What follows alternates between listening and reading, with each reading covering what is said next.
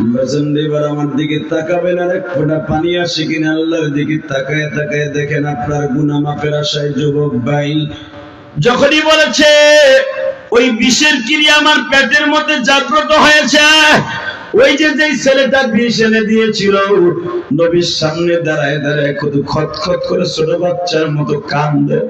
নবী আমার বলে, আমি তোমারে মাফ করে দিয়েছি, আমি তোমার মারে কোনোদিন মাফ করব না, কারণ তোমার মা আমারে একটা লোভে বিষ খাওয়াইছিল, আমি এই বিষ খাইতাম না, জিবরাইল আমারে না করছিল।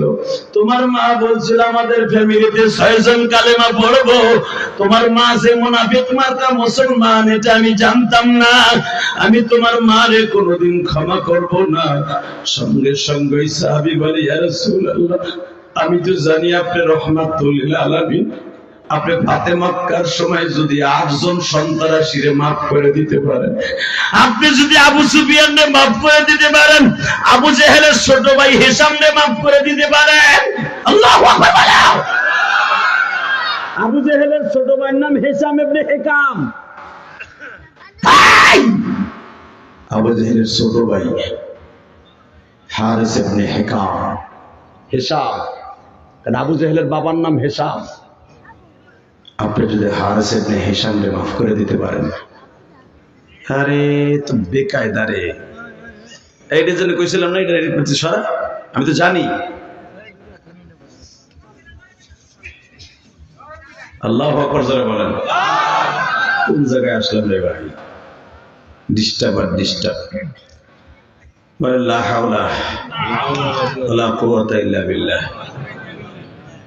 শয়তান মাঝে মাঝে ধোঁকা দিব, এটা আবার কাছে নিয়ে আসতে হবে ইনশাআল্লাহ বলেন। শয়তানের কাজই তো আদব মুবিন, তাই না? আমার আর চা লাগবে না, একবারই হয়েছে। এত চা খাই আপনি কালকে আমার বাস দেবেন, ভাত খাইছে টাহানি চাবো, চাও খাইছে না, একবারই যথেষ্ট। চা পুরো হয়ে গেছে, ফুল লাল দাগ উঠবে না, এই এক চা চলবো ইনশাআল্লাহ বলেন। চা খাইয়ে সময় নষ্ট করে লাভ নেই। বিল্লাহি তাকবীর। ওই যে পোলাটা দিয়ে তাকবীর দিয়ে সেখানে চা খাওয়ানো লেগে না, ওটাও দিয়ে আইতেন না। ভালো আছেন না সবাই? রেডি রেডি বলে তো লিল্লাহি তাকবীর, লিল্লাহি তাকবীর। দিন ইসলাম, দিন ইসলাম। আর কিছু করতে পারে না, আমার দিকে চাইতে দেখেন পোলাই কি, পোলাই কত চালু সাহাবী। নবীর লাভ দিয়ে দাঁড়ায় কয়, নবী আপনি না আবু জাহেলের ছোট ভাই হারিসকে মাফ করে দিয়েছেন? আমার নবী বলে, তুই আসল জায়গায় হাত দিলি। নবী আপনি না আপনার চাচা হামজারে যে শহীদ করছিল উহুদের মাঠে, আপনি বলছিলেন তোর আমি কোনোদিন মাফ করব না, তুই আমার পিছনে পিছনে থাকবি। হুজুর আপনি তো তারও মাফ করে দিয়েছেন, আমার মায়ের মাফ করে দেন না। আপনারা কইছেন ওয়াকাযা রাব্বুকা আল্লা তা'বুদু ইল্লা ইয়্যাহু ওয়া বিল ওয়ালিদাইনি ইহসানা। আমি আল্লাহ যদি আমার ইবাদতের পরে কাউরে সিজদা করার কথা বলতাম, মা বাপকে সিজদা করতে বলতাম, হুজুর আমার মা তো জানি মুনাফিক মার্কা ছিল, কিন্তু আমি তো সন্তান হিসেবে মার জন্য কিছু করতে হয়। নবী আমার মারে আপনি মাফ করে দিলে হতে পারে আল্লাহ মাফ করে দিতে পারে। এবার কানবেন, দেখি মার পাগল কয়জন আছে। আমি জানি আমার আলেম ভাইরা সবচেয়ে মা বাবার পাগল বেশি। কারণ আমরা যখন মাদ্রাসায় পড়তাম এই শীতের দিনে, আমার আব্বা আমার একটা ল্যাপ কিনে দেওয়ার মতো তৌফিক ছিল না, কসম। আমি যদিও গোপালগঞ্জে জন্ম হয়েছি, আমার বাবা আমার একটা কম্বল কিনে দেওয়ার মতো পয়সা আমার বাবার কাছে ছিল না।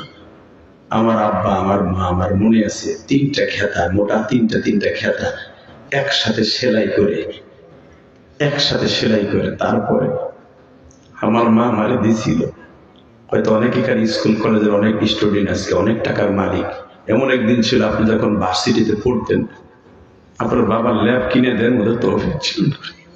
তখন একটা ল্যাব 1 টাকা 12 আনা দিয়ে কিনতে পারতো বাপ, কিন্তু ওই তৌফিকও ছিল না। মা 2টা 3টা খেতা ভিতরে একটা চাদর সুন্দর করে সেলাই করে দিয়ে মোটা বানায় আপনার মা আমার মা দিছিল মাদ্রাসা স্কুল কলেজে পড়ালেখা করার জন্য। আজকে আমার মা আমার শীতের থেকে বাঁচানো লেগে ঠিকই আমার মা আমার দিছিল, কিন্তু আমি আমার মায়ের এরকম টিস্যু পেপারের মতো 5খানা কাপড় দিয়ে ওই মাটির ঘরে শোয়া রাখছি। আমার বাবা পরের জমিতে কামলা দিয়ে আমার সোয়েটার কিনা দিছিল। আমি আমার বাবাকে এইরকম পাতলা টিস্যু পেপারের মতো 3খানা কাপড় দিয়ে কবরে শোয়া রাখছি। আব্বা জানি না তুমি কবরে কেমন আছো। আমার কলেজের টুকরা স্কুল কলেজের বাইরে, বাবা মায়ের টাকা কোনোদিন নষ্ট করিস না ভাই। আমি তোদের কাছে 2টা পাও ধরে বলে দিই, এই যে যারা আমার ডাইনে ভাবে বসে আছে সবাই শিক্ষিত মানুষ, এদের কাছে জিজ্ঞাসা করবি, একটা বাবার সামনে যখন একটা ছেলে নষ্ট হয়ে যায়, এর চাইতে বড় কষ্ট বাবার কাছে আর কিছু থাকে না। যখন একটা ছেলে নষ্ট থেকে ভালো হইয়া নামাজ পড়ে, 5 ওয়াক্ত নামাজে টুপি থাকে, দেখবি মা বাবার কাছে কত শান্তি। এটা মা বাবা ছাড়া কেউ বুঝে না। মা বাবার হক নষ্ট করে জীবনে যুবক কোনোদিন ভালো হতে পারবি না। কথা কম না কেন? জোরে কম, আরো জোরে। তোর কোটি কোটি টাকা বাপরে কামাই করে দেবেন লাগবে না। তুই সৎ চরিত্রবান, 5 ওয়াক্ত নামাজ পড়, স্কুল কলেজে পড়, বাবার টাকা নষ্ট করিস না মোবাইলের পিছনে, কোন মেয়ের পিছনে নষ্ট করিস না। কসম খোদা, তুই যদি স্টুডেন্ট লাইফে মারা যাস, ছাত্র জীবনে মারা যাস, তুই জান্নাতি। আমি জিহাদি ফতোয়া দিয়ে গেলাম, তুই জান্নাতি। মা বাবার টাকা মোটরসাইকেলে মোবাইলে নষ্ট করস, একবারে তুই ভাবছো ওই টাকাটা কামাইতে তোর বাপের কত কষ্ট দিস।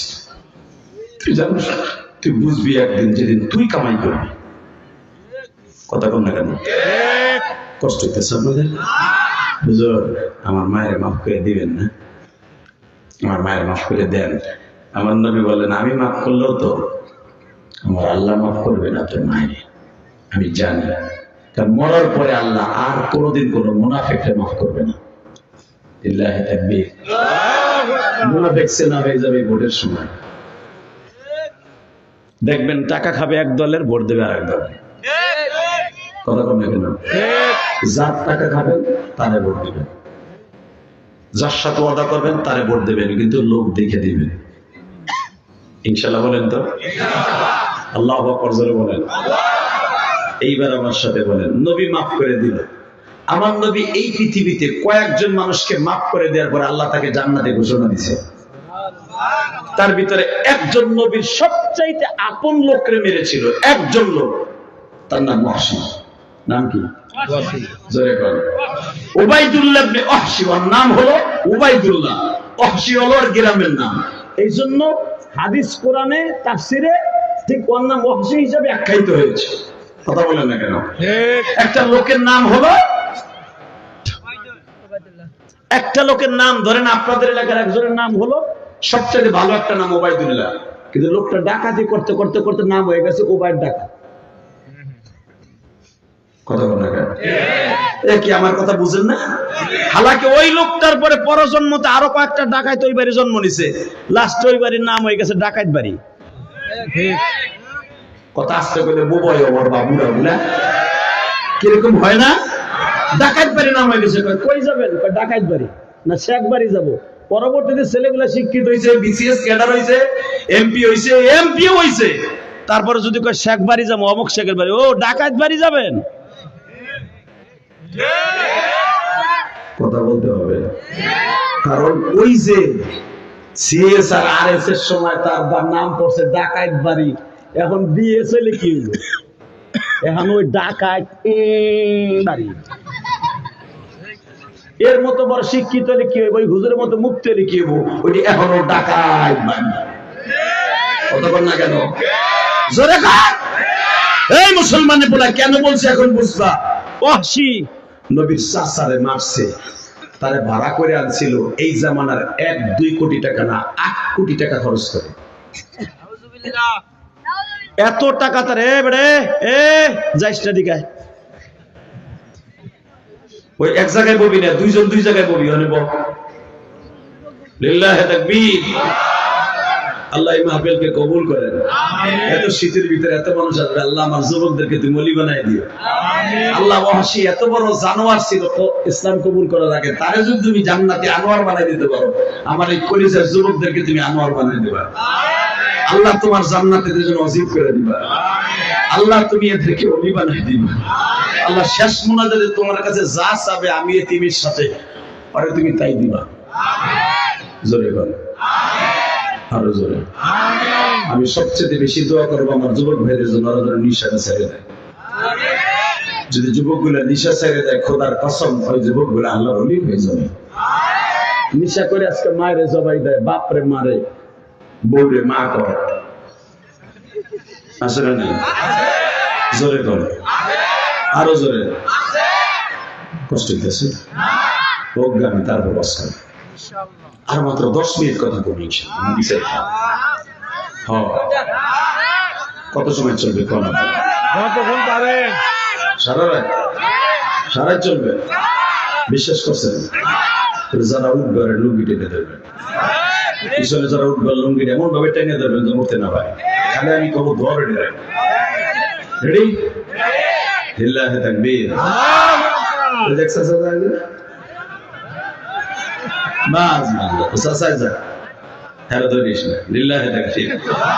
আমার জীবনে বুঝলেন গাজীপুরে গেছিলাম ওয়াজে, ওর এক চাচা না কইলে তো বুঝবেন না। 2013 সালে বুঝলেন ভাই, ওয়াজ করতেছি, ইন্ডিভিজুয়ালি কিছু কয়টা পর্যন্ত চলবো, হেজন কয় সারা রাত চলবো, প্রতিদিনই কয় সারা রাত চলবো। তা আমি কাছে সারা রাত চলতে হলে একটা শর্ত কি, লুঙ্গি টেনে ধরতে যে উঠবো।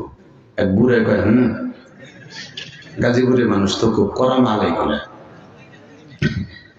ভাই ওয়াজ শুরু করছি এর ভিতরে 10 মিনিটও যায় না, এক মগা উঠে হাঁটা দিছে, ধরছে বুড়ে লুঙ্গি টেনে ওই যাস। যখন ধরছে তাই না পলেস্টার লুঙ্গি গেছে ছাতা খুলে, এমন ভাবে টান দিছে পাঞ্জাবি না থাকলে তো বর্ডার গেছিল বাইরে, কি যে একটা বিপদ হয়ে যেতাম। বুড়ে টান দিছে, তারপরে পোলা থাবা দিয়ে লুঙ্গিটা ধরছে, ধরে মানে টানে উপরের দিকে আর বুড়ে টানে নিচের দিকে। বয় বয় বয়, আমি তো মুন্তা শিকার করেছি বইছি বইছি। বহানের পর ওইটা যে একটা টান দিছে, ওই টানে দেখি আর কেউ ওঠে না, মানে সুখ টান, এমন টান দিছে আর কেউ ওঠে না। আল্লাহর কি কাম, এক বুড়ে আমার সামনে সোজাসুজি বসা, হ্যাঁ পোষা হয়েছে আধা ঘন্টা আগে। বুড়ে চিন্তা করে আমি যদি উঠি, যেই যুবকের টান দিছে বুড়া বয়সে আমারও টান দিব, এই টান যে খামো মান সম্মান সব শেষ। কি করি এই আপনারা যখন খেয়ারে বইছেন না, এই বুড়ে চিন্তা করছে, পরে বইছেন নাই, এবার সে খেয়ারের ভিতরে মারবো, লুঙ্গি গাছটা সবাই আস্তেই করে মহিলাকে মতো মারবো। চিন্তা ভাবনা করতেছে মার মুজে যদি গড়াই আর একজনের